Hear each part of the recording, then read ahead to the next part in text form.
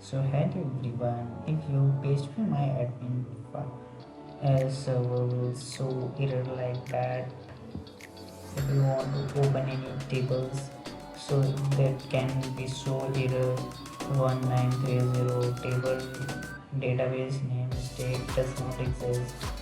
Okay, and that whole database to your whole database XAMPP folder to your new XAMPP folder. So that error will comes occur.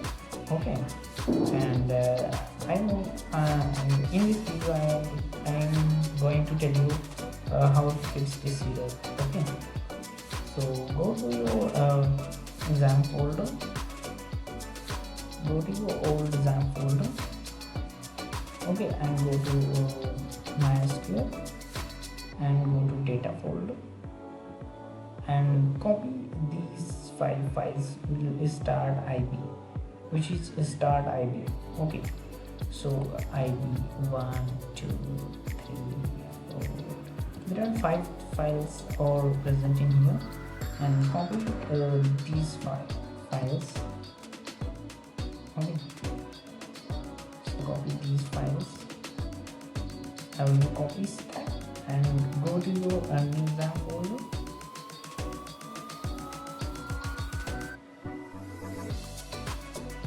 Go to your mysql folder and go to your data folder, and you can delete your 5 ib files like that 1 2 3 4 and 5. You can delete them. Okay, and paste your old ib file. Okay, and then your XAMPP server will restart and restart your XAMPP server. Okay, okay, and go to again your